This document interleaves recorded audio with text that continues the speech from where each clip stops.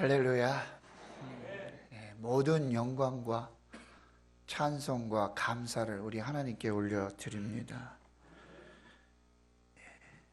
여러분과 예배 드리고 싶었습니다.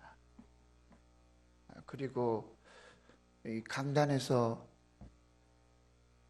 말씀을 전하지 못하고 죽으면 어떨까 하는 두려움이 있었습니다.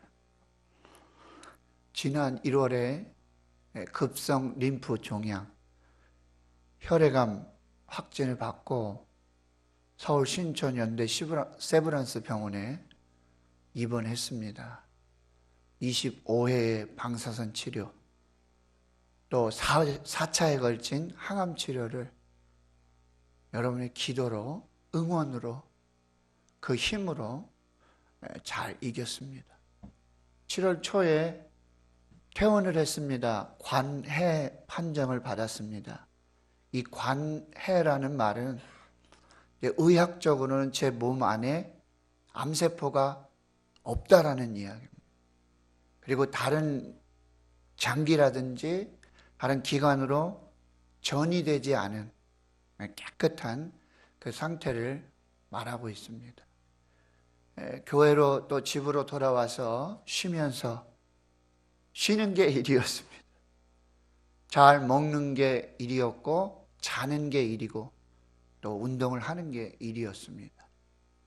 지난 10월 6일에 다시 퇴원 후에 제1차 정기 검진을 받았습니다. CT를 찍고 다시 종합적인 검사를 받았는데 역시 정상 판정으로 2차 정기 검진은 내년 1월 초에 있습니다.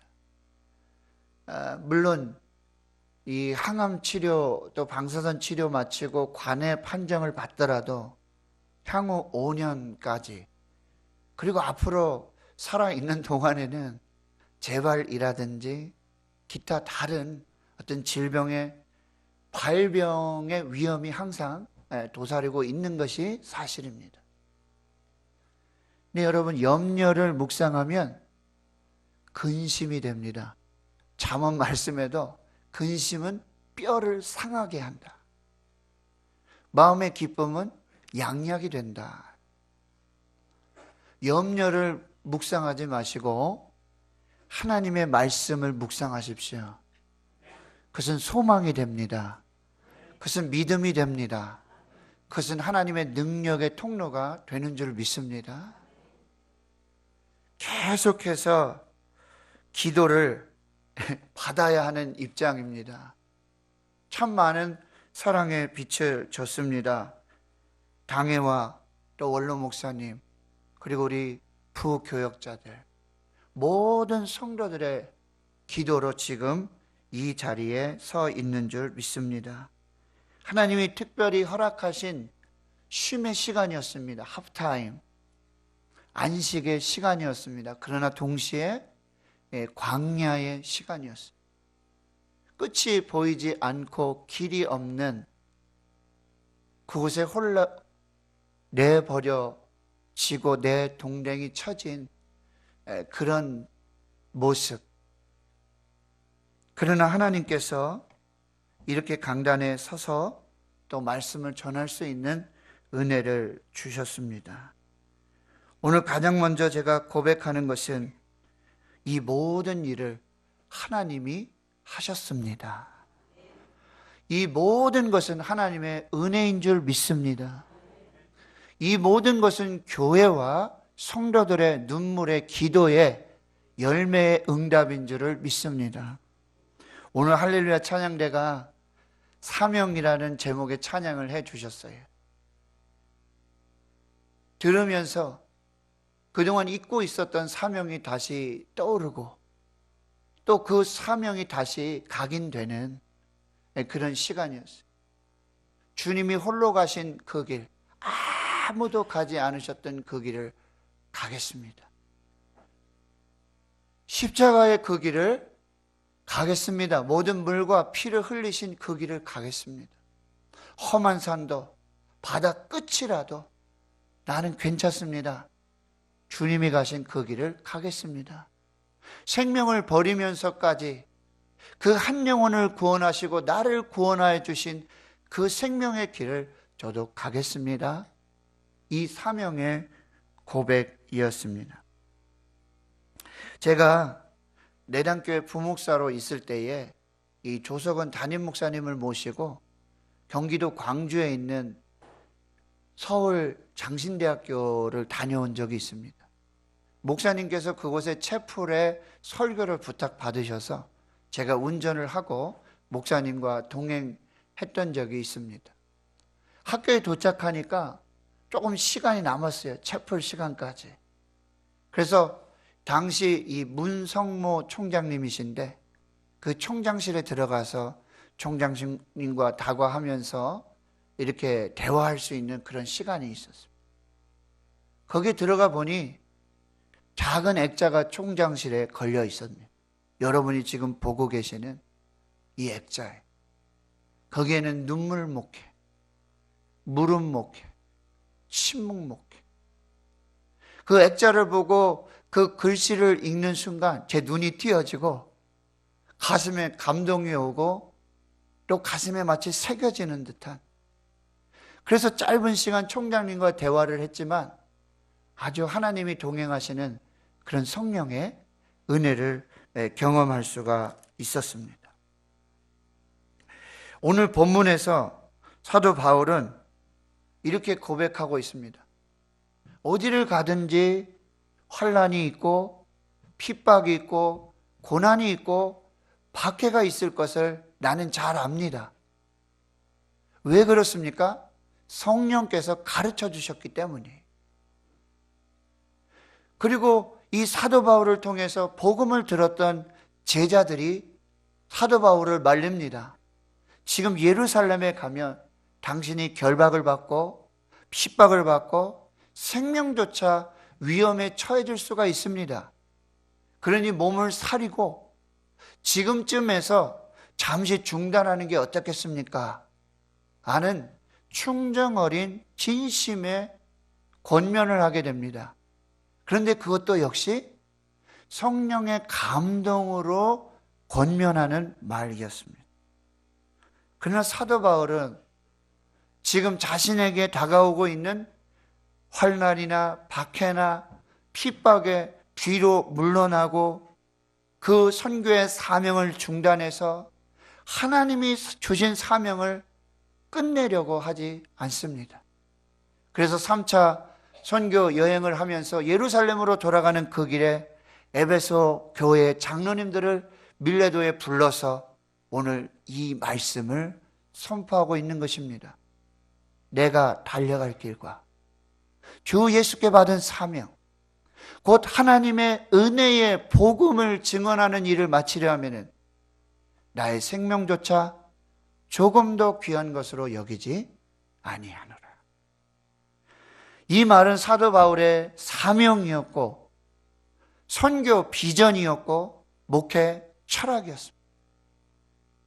오늘 말씀을 통해서 나의 생명, 나의 사명, 나의 길, 우리에게 주시는 그 은혜, 그리고 우리의 고백과 결단으로 하나님 앞에 응답하는 귀한 시간이 되기를 바랍니다. 첫째로 사도 바울은 내가 달려갈 길이 있습니다. 그리고 내가 달려갈 길을 마치기까지 달려가겠습니다. 라고 선포하고 있습니다. 여기서 길이라는 말은 이 육상 선수들의 경주를 의미하고 있습니다. 사도 바울은 여러 서신서에서 그리스도인들의 삶의 모습을 경주에 비유하고 있습니다. 그래서 빌립보서 3장, 히브리서 12장 말씀에 보면 그리스도인의 삶을 경주에 비유하는 이야기들이 나오고 있습니다. 오늘 이 본문의 말씀도 내가 달려갈 길이 있습니다. 똑같은 동일한 비유로 우리가 생각해 볼 수 있습니다. 하나님께서는 각각의 우리 그리스도인 주자들에게 달려가야 할 사명의 길, 그 레인을 배정해 주셨습니다. 경주자들은 그 경주의 레인을 따라서 벗어나지 않고 끝까지 최선을 다해서 달려갈 때에 하나님이 예비하신 상을 받을 수가 있습니다. 경주자들은 식생활을 잘해야 합니다. 잘 먹어야 돼요. 그리고 좋은 공기를 마셔야 되고, 그리고 규칙을 잘 지켜야 돼요. 똑같이 우리 그리스도인 선수들, 지금 이 사명의 길에 경주하고 있는 그리스도인들도 하나님의 말씀을 잘 섭취해. 그리고 기도를 통해서 영혼의 호흡을 잘 할 수 있어야 되는 거예요. 그리고 주님 안에서 쉬면서 그 길을 달려가면서 주님 주신 힘을 공급받고 끝까지 그 사명을 감당해야 하는 것입니다. 사도 바울이 달려가고 있는 그 길의 의미를 조금 더 살펴보겠습니다. 요한복음 14장 6절, 내가 곧 길이요 진리요 생명이다. 사도 바울이 말하고 있는 이 길의 의미는 주님이 길이신 길의 의미예요. 진리의 길이고 생명의 길이고 사명의 길이 되는 것입니다. 또한 마가복음 8장 34절에 이렇게 말씀하세요. 누구든지 나를 따라오려거든 자기를 부인하고 자기 십자가를 지고 나를 따를 것이니라. 이 길의 의미는 주님이 가신 그 길, 바로 십자가의 길을 의미하고 있는 것입니다. 자기를 부인하는 그 길을 의미하고 있는 거예요. 또한 이 길에서 벗어나지 않겠다고 지금 말하고 있는 것입니다. 나는 예수님께서 가신 진리의 길, 말씀의 길, 생명의 길, 십자가의 그 길, 그 사명의 길에서 벗어나지 않고 그 길을 달려가겠다라는 의미예요. 다른 길로 가지 않겠다라는 의미예요. 좌로나 우로나 치우치지 아니하고 표대를 향해서 부르신 그 부르심의 상을 얻도록 끝까지 달려가겠다는 말씀이에요. 오직 주만 바라보며 오직 주님을 앙망하면서 그 길을 달려가겠다. 중단 없이 쉼 없이 전진하겠다라는 의미인 것입니다. 욥기 23장 10절에 이렇게 말씀하십니다. 그러나 내가 가는 길을 오직 그가 아시나니. 하나님은 우리가 가는 길을 창조하신 분입니다. 그래서 그 길을 잘 알고 계십니다. 그 길의 시작과 끝이 어떠한지를 하나님은 잘 알고 계십니다. 나의 갈 길 다 가도록 예수 인도하시니. 우리가 가는 그 길을 달려갈 때 그 길을 창조하시고 그 길을 잘 아시는 하나님께서 그 길 끝에서 우리가 달려오는 그 길에서 인도하시고 우리에게 상 주시는 하나님이신 줄을 믿습니다. 사랑하는 성도 여러분, 주님이 가신 진리의 길, 말씀의 길, 의의 길, 생명의 길, 좁은 길, 십자가의 길을 가시기를 바랍니다. 예수님께서 가신 그 길에서 벗어나지 마시고 좌로나 우로나 치우치지 마시고 오직 주님을 앙모하며 오직 주님만 바라보며 그 사명의 길을 가시기를 바랍니다. 쉼 없이 중단 없이 가야 할 길입니다. 하나님은 그 길을 인도하실 줄 믿습니다. 하나님께서 그 길 끝에서 우리에게 상을 베풀어 주실 줄 믿습니다. 하나님께서 착하고 충성된 종이라고 인정하시고 그 천국 잔치에 참여케 하시는 은혜를 베풀어 주실 줄을 믿습니다. 주님 다시 오실 그날까지 그 길을 달려가시는 여러분들 되시길 축원합니다. 두 번째로 사도 바울은 주 예수님께 받은 사명을 마치겠다라고 결단하고 있습니다. 사도 바울은 하나님과 부활하신 예수 그리스도로부터 사명을 받았습니다. 오늘 그 사명이 뭐라고 말씀하십니까? 주 예수께 받은 사명 곧 하나님의 은혜의 복음을 증언하는 일이라고 말씀합니다. 저와 여러분에게 사명을 주셨습니다. 그런데 하나님이 주신 사명의 핵심은 뭐냐? 하나님의 은혜의 복음을 증언하는 것이 사명이라는 거예요. 저와 여러분에게 사명을 주셨는데 그것이 예배의 인도자일 수 있고 설교자일 수 있고 기도할 수 있고 예배위원, 안내위원, 봉헌위원들 강단에 꽃을 꽂고 강단에 물을 떠서 철야하고 새벽 기도하면서 차량 운행하면서 교회 청소하면서 방송실에서 아무리 하찮고 아무리 보잘것없고 남들이 알아주지 않는다 할지라도 내게 주신 사명이라고 믿는다면 찬양대에서 찬양하고 교사로 섬기는 것이 내게 주신 사명이라고 믿는다면 그것은 곧 하나님의 은혜의 복음을 증언하는 일이 될 수 있도록 그 사명을 감당하시는 저와 여러분이 되어야 됩니다. 비올라를 연주하는 것, 단순히 예배를 섬기는 것이 아니라 하나님이 내게 주신 사명입니다. 하나님의 은혜의 복음을 증언하는 사명입니다. 믿고 연주할 때 그 소리가 달라져요. 하나님이 내게 좋은 목소리를 주셨습니다. 찬양하게 하십니다. 단순한 찬양의 사역이 아니라 이 목소리로 내게 주신 은사로 그것이 무엇이든지 하나님의 은혜의 복음을 증언하는 일이라 믿고 하나님 앞에 충성할 때 그 은사를 쓰실 줄을 믿습니다.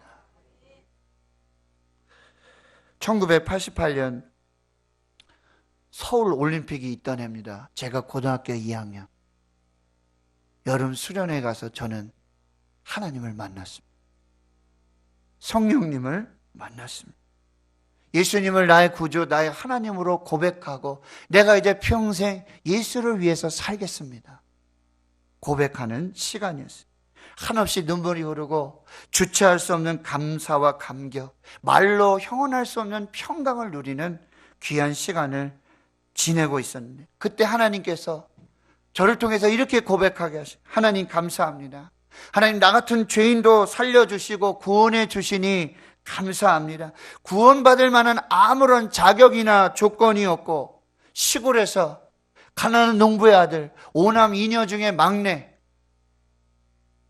태어나자마자 어머니가 심장병으로 병원에 들어가셨어요. 젖을 한 번도 물어본 적이 없습니다. 그래서 반물, 미움으로 생명을 하나님이 연장시킵니다. 5남 2녀라 아들이 많기 때문에 서울의 부잣집에 아들 없는 집에 양자로 보내려고 서울에서 사람이 왔어요. 근데 저희 누님, 큰 누님, 작은 누님이 저를 얻고 산으로 도망쳐가지고 제가 살고 지금 이 자리에 서 있는 줄을 믿습니다. 이렇게 고백했어요. 하나님, 제가 무엇을 하며 살기를 원하십니까? 제가 무엇을 하면 하나님께서 기뻐하시겠습니까? 그때 하나님께서 주신 감동의 마음이 무엇이냐? 너 나를 위해 살려거든 평생 전도인의 삶을 살아라. 이 하나님의 은혜의 복음을 증언하는 일을 해라. 생각해 보니까 평생 그 일을 할 수 있는 것은 목사가 되는 거예요. 그래서 그때부터 국문학과를 가고 국어학자가 되고 교수가 되고 싶었던 제 꿈이 완전히 바뀌는 거죠. 영문과를 가게 되고 그리고 신학대학원을 가게 되고 거기서 하나님이 훈련시켜 주시는 과정들을 따라서 지금 여기 서 있는 줄을 믿습니다. 하나님께서 성경을 읽게 하시는데 구약성경, 신약성경을 쭉 읽게 하시는데 오늘 이 말씀에 제 심령에 하나님의 말씀을 주십니다. 내가 달려갈 길과 주 예수께 받은 사명 곧 하나님의 은혜의 복음을 증언하는 일을 마치려 하면은 나의 생명을 조금 더 귀한 것으로 여기지 아니하노라. 신학대학원에 입학하기 전에 신혼초의 폐결핵을 앓았어요. 그 폐결핵 때문에 신학대학원 입학을 거부당했습니다. 그러나 하나님께서 그 폐결핵을 치료해 주시고 하나님께서 내 몸에 예수 그리스도의 흔적을 주셔서 그것을 간증하게 하시고 그 하나님의 치유와 그 하나님의 생명의 역사를 고백하게 하시는 줄 믿습니다. 하나님은 두 번째로 저에게 예수의 흔적을 주셨는 줄 믿습니다. 고린도 5장 17절 그런즉 그리스도 예수 안에 있으면 누구든지 그리스도 예수 안에 있으면 새로운 피조물이라. 이전 것은 지나갔으니 보라 새 것이 되었도다. 하나님이 저를 새롭게 해주셨습니다. 새로운 피조물로 만들어 주셨습니다. 하나님의 은혜로 여기까지 왔고 하나님의 은혜가 아니고서는 여기에 설 수 없었습니다. 하나님의 사명이 저를 이끌어 주셨는 줄 믿습니다. 사랑하는 성도 여러분, 저는 이제 하나님이 은혜로 주신 구원, 덤으로 주신 생명, 또 한 번의 기회, 이 보너스의 인생을 주 예수께 받은 사명, 곧 하나님의 은혜의 복음을 증언하는 일, 그 일을 마치기까지 달려가기를 원합니다. 여러분에게 사명을 주셨는 줄 믿으시기 바랍니다. 그 사명은 다른 무엇이 아니라 내가 무슨 일을 하는 것이 아니라 그 사명의 핵심은 하나님의 은혜의 복음을 증언하는 일, 내 입술에서 항상 말하는 것이 하나님의 은혜입니다. 하나님의 은혜로 건강을 주셨습니다. 하나님의 은혜로 예수 믿게 해주셨습니다. 하나님의 은혜로 내가 살고 있습니다. 하나님의 은혜로 제가 결혼을 했습니다. 하나님의 은혜로 자녀들이 자라고 있습니다. 하나님의 은혜로 내 길을 인도해 주십니다. 이 은혜가, 이 고백이 끊어지지 않는 것, 이것이 저와 여러분의 사명이 되는 줄 믿습니다. 마지막 세 번째로 사도 바울은 내가 달려갈 길과 주 예수께 받은 사명, 그 하나님의 은혜의 복음을 증언하는 일을 마치려 합니다. 나의 생명조차 귀한 것으로 여기지 아니하노라 고백하는 것입니다. 여러분, 생명은요 하나님이 주신 가장 귀한 선물입니다. 하나님께서 우리에게 주신 가장 귀한 선물이 무엇이냐? 생명입니다. 두 가지 생명을 주셨어요. 육신의 부모님을 통해서 육의 생명을 주셨습니다. 또한 예수 그리스도를 통해서 영의 생명을 주셨습니다. 우리는 육의 생명과 영의 생명인 이 선물을 가지고 살아가고 있는 사람이에요. 그런데 사도 바울이 이 선물을 혼자만 가지고 있지 않고 예수 그리스도의 영광을 위해 쓰시도록 하나님께 도로 들려드리겠다고 결단하고 있는 것입니다. 하나님께 받은 가장 귀한 그 선물, 자기 자신을 다시 하나님께 드리는 그 헌신을 다짐하고 있는 거예요. 영적 삶의 원리를 여러분 잘 살펴보시기 바랍니다. 움켜쥐면 사라지고 잃어버리게 됩니다. 그러나 나누고 베풀고 쓰면 하나님이 또 갚아주시는 이 은혜의 삶이 우리에게 있는 줄 믿습니다. 내 생명이 귀하다고 내 이익을 챙기고 내 욕망을 채우기만 한다면 하나님께서 원하시는 삶을 살 수가 없습니다. 그러나 하나님께서 주신 최고의 선물인 생명, 나를 하나님께 바치고 내 삶의 통제권을 하나님께 드릴 때에 하나님이 주신 풍성한 삶을 누리게 되는 줄을 믿습니다. 우리가 최선의 것을 드리면 하나님은 최고의 것으로 응답하시는 거예요. 아브라함이 그 아들 독자 이삭 최선의 것으로 드릴 때에 하나님은 최고의 축복, 여호와 이레의 축복, 내 앞길을 내가 준비할 것이다. 너의 축복의 삶을 내가 준비할 것이다. 내가 너를 인도할 것이다. 내가 너와 함께 할 것이다. 대적의 문이 너를 침범하지 못할 것이다. 우리가 최선의 것을 하나님께 드리면 최고의 것으로 응답하시는 하나님. 사도 바울은 자기 자기 자신의 가장 귀한 것으로 여기지 않았어요. 사도 바울에게 생명보다 더 귀하고 자기 자신보다, 자기가 가진 가치보다 더 귀한 것은 하나님의 뜻이었어요. 그게 하나님의 사명입니다. 그 사명을 위해서 자신이 받은 가장 귀한 선물, 그 생명, 그 가치를 하나님께 드리고 있는 것입니다. 저도 여러분도 생명이 두 개이지 않습니다. 하나입니다. 저도 여러분도 삶이 두 번 있지 않습니다. 한 번뿐인 삶입니다. 그런데 그 한 번뿐인 생명, 그 한 번뿐인 삶을 내 마음대로, 내 뜻대로, 내 생각대로, 내 욕심, 내 욕망 채우고자 쓰게 된다면 그 하나를 잃어버렸을 때 하나님께 드릴 아무것도 없다라고 하는 것입니다. 말씀을 준비하면서 이사야의 고백을 다시 한번 생각해 봐.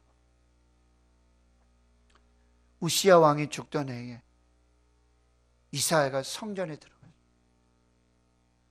하나님의 영광이 성전에 가득하고 그 옷자락이 바닥에 6날개를 가진 수랍들은 거룩하다, 거룩하다, 거룩하다. 만군의 여호와여, 주의 영광이 온 땅에 충만하도다. 거기서 이사야가 하나님을 만나. 그리고 하나님의 음성을 듣게 돼요. 내가 누구를 보내며 누가 우리를 위하여 갈꼬? 내가 누구를 보내며 누가 우리를 위하여 갈꼬? 그때에 내가 말하여 이르되 주여 내가 여기 있나이다. 나를 보내소서. 전승에 의하면 이사야는요, 그 복음을 전하다가, 하나님의 말씀을 전하다가 어떻게 됐습니까? 톱으로 잘려서 죽임을 당하고 순교당했다라는 전승이 내려오고 있어요. 당시 하나님의 부름을 받고 선지자의 사명을 감당하고 하는 것은 자신의 생명을 담보로 해야 되는 거예요. 근데 그때 이사야가 고백한 것입니다. 내가 여기 있나이다. 나를 보내소서. 종교개혁자 존 칼빈, 하나님 앞에 이렇게 고백합니다. 주님, 내 심장을 지금 즉시 하나님께 드립니다. 주님, 내 심장을 지금 즉시 하나님께 드리겠습니다. 생명을 드리겠다라는 말씀. 어제 저녁에도 말씀을 준비하고 이 강단에서 말씀을 제가 연습해보고 또 의자 하나하나 기도하고, 일산 한소망교회 유영모 목사님 아시죠? 그 목사님이 항상 그렇게 토요일 저녁이면은 홀로 강단에 서서 회중이 아무도 없는데 거기서 설교합니다. 천군 천사가 듣고 계시겠죠. 하나님이 보고 계시겠죠. 아무도 모르게 그 성전에서 설교하시고, 또 의자 하나하나, 여기는 누구 장로님 앉으시는데, 여기는 어느 집사님 앉으시는데, 여기는 어느 권사님 앉으시는데, 찬양돼서 안수하고 기도하고. 저도 흉내를 내고 있는데 보통 힘든 일이 아니에요. 어제도 설교를 이렇게 준비하고 있는데 관리 집사님하고 올라오셔서 제 사무실에, 목양실에 있는 액자를 다시 한번 가슴에 새겨봤어요. 제가 신흥교회 부임했을 때 잘 아시는 장로님께서 쓰셔가지고 저에게 선물로 주신, 뭐죠? 한자는 좀 어려우신가요? 그 옆에 해석이 달려 있습니다. 죽도록 충성해라. 그러면 내가 생명의 면류관을 내게 주리라. 목사님이 다시 강단에 오시더니 우리 보고 죽으라고 말씀하시는구나. 같이 죽자고 하시는구나. 아닙니다. 분명히 말씀드립니다. 여러분 충성을 다하십시오. 제가 대신 죽겠습니다. 그러면 하나님 예비하신 생명의 면류관을 우리에게 주시는 은혜가 있을 줄로 믿습니다. 내가 달려갈 길과 주 예수께 받은 사명, 곧 하나님의 은혜의 복음을 증언하는 일을 마치려 하면 나의 생명을 조금 더 귀한 것으로 여기지 아니하노라. 오늘 우리에게 주시는 하나님의 말씀인 줄 믿습니다. 기도합니다. 하나님,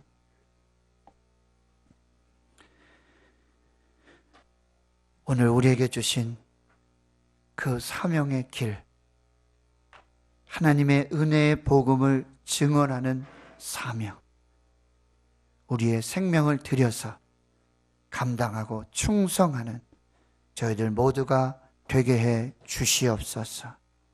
하나님의 교회를 축복해 주시고 주의 종을 위해서, 교회를 위해서 눈물로 새벽마다 밤마다 강단을 붙잡고 하나님 앞에 기도하였던 성도들의 기도와 그 눈물, 그 헌신을 하나님이 보시고 받아 주시옵소서. 그대로 갚아 복을 내려 주시옵소서. 그대로 갚아 하나님의 영광이 되게 해 주시옵소서. 그대로 갚아서 하나님의 은혜의 복음을 증언하는 그 사명을 끝까지 감당하는 저희 모두가 되게 해 주옵소서. 감사드리옵고 예수님의 이름으로 기도하옵나이다. 아멘.